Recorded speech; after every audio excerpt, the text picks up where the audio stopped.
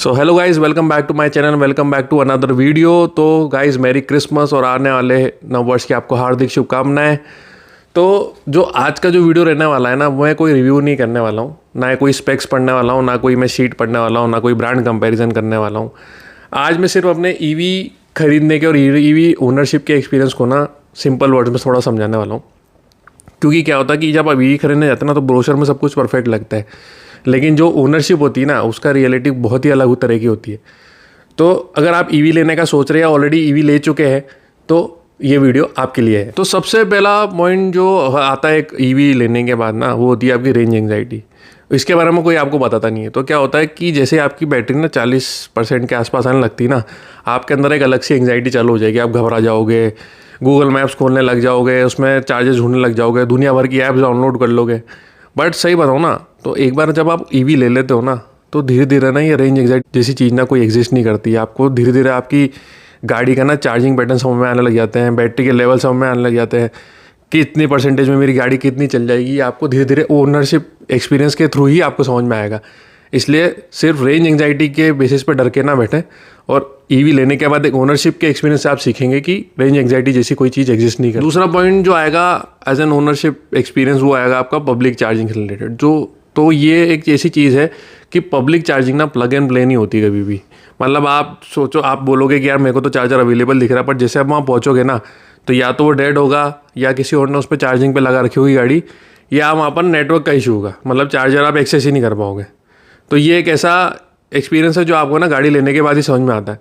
तो ईवी चलाना सीखना ईजी है, बट ईवी का जो चार्जिंग सिस्टम है ना, जो चार्जिंग इकोसिस्टम है, उसको समझना बहुत मुश्किल है।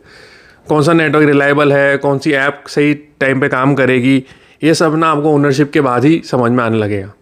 इसलिए ईवी लेने से पहले ये मत अज्यूम करो कि ना ईवी चार्जिंग सिस्टम बहुत ईजी है और इस ईवी चार्जिंग का एक्सपीरियंस ना बहुत स्मूथ रहेगा। तीसरा आपका रीजन ब्रेकिंग के ऊपर। तो क्या है कि आप जब फर्स्ट टाइम रीजन यूज़ करने लगोगे ना आपकी गाड़ी में, तो आपको बहुत अजीब सा लगेगा कि ये क्या हो रहा है, गाड़ी अपने आप धीरे धीरे ब्रेक कैसे ले रही है, अपने आप रुक क्यों रही है, ठीक है। बट जब आप एक बार इसको यूज टू हो जाओगे ना, तो आप ब्रेक यूज़ करना ही छोड़ दोगे। फिर आप है ना अपने आप ही आगे के ट्रैफिक को मतलब फील करने लग जाओगे, रीड करने लग जाओगे, आप अपने आप ही स्पीड को छोड़ने लग जाओगे, अपना भी रीजन के थ्रू ही ब्रेकिंग लेने लग जाओगे।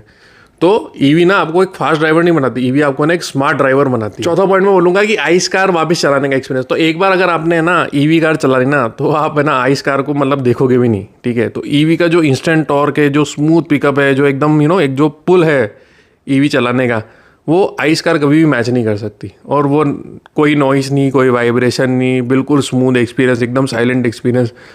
तो एक बार अगर आप ईवी पे आ गए ना, तो मतलब आइस कार पे आप वापस नहीं जा पाओगे। मतलब बहुत अजीब लगेगा आपने अगर ईवी चलाई और आप एकदम से पेट्रोल कार चलाने को कोई देता है ना आपको, तो आपको बहुत ऑड लगेगा। पांचवा पॉइंट में बोलूँगा कि यार देखो, EV is not for everyone, ठीक है। ईवी सबके लिए नहीं होती है। अगर आपके पास होम चार्जिंग नहीं है, आपका पेशेंस जीरो है, आप अपनी जो भी ट्रिप्स है ना लास्ट मिनट में प्लान करते हैं ना, तो ईवी तो आपको फ्रस्ट्रेट कर देगी फिर। इसमें मैं बताऊँगा कि कोई शर्म की बात नहीं है। ईवी लेना ना एक लाइफस्टाइल डिसीजन है, सिर्फ फ्यूल सेविंग डिसीजन नहीं। ईवी लेने के बाद और उसके ओनरशिप में जो आपको समझ में आता है ना, वो है एक प्लानिंग। ईवी प्लानिंग के साथ ही आपको ईवी से ट्रैवल करना रहेगा हमेशा। तो प्लानिंग एक बहुत बड़ा कौन बोलूँगा कि आपको हमेशा चीज़ें प्लान करके चलनी पड़ेंगी जब आप ईवी से ट्रैवल कर रहे होंगे या आप ईवी यूज़ कर रहे होंगे। छठा पॉइंट में बोलूँगा यार, डीलर्स का ना जो फियर मॉन्गरिंग है मार्केट के अंदर, तो सब है ना व्हाट्सएप यूनिवर्सिटी सीख के जाते हैं यार बैटरी ख़राब हो जाएगी, रीजन से बैटरी डैमेज हो जाएगी, रिप्लेसमेंट का जो कॉस्ट है उसमें तो आपका घर ही बिक जाएगा। तो ऐसा कुछ भी नहीं होता। जो रियलिटी है ना आज की डेट में, तो ईवीज इतनी एडवांस हो चुकी है, टेक्नोलॉजी इतनी एडवांस हो चुकी है कि बैटरीज बहुत ज़्यादा ड्यूरेबल है, जितना आप सोच भी नहीं सकते ना, उससे भी एडवांस टेक्नोलॉजी ऑलरेडी मार्केट में आ चुकी है।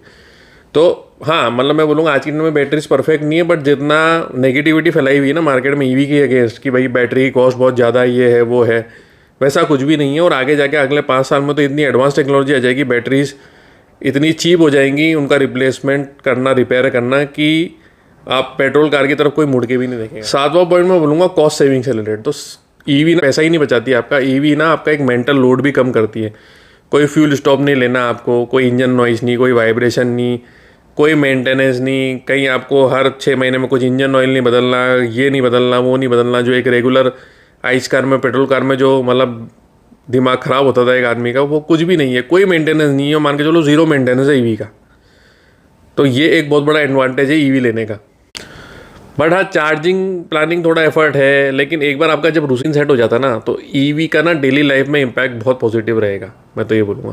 तो ना क्लोजिंग नोट में ये बोलना चाहूँगा कि देखो, ईवी परफेक्ट नहीं है, लेकिन जैसा लोग डराते हैं ना, वैसा नाइट वेयर भी नहीं है, ठीक है। अगर आप रियल क्वेश्चंस पूछना चाहते हैं तो आप मेरे से कमेंट सेक्शन में आकर पूछ सकते हैं। मैं आपको सिटी यूजेज, हाईवे यूजेज के बारे में बता सकता हूँ। और भी मेरे काफ़ी वीडियोज़ हैं, अगर आप मेरे चैनल पर जाके देखना चाहें तो, जहाँ पर मैंने अपने ईवी बाइंग के एक्सपीरियंस को और ईवी ओनिंग के एक्सपीरियंस को बहुत डिटेल में शेयर किया है। तो अगर गाइज आपको इस टाइप का कंटेंट पसंद आता है तो प्लीज़ लाइक करें, सब्सक्राइब करें। इसी से मेरे को मोटिवेशन मिलेगा और वीडियोस बनाने का, और मैं आपके लिए नया नया कंटेंट लाता रहूँगा।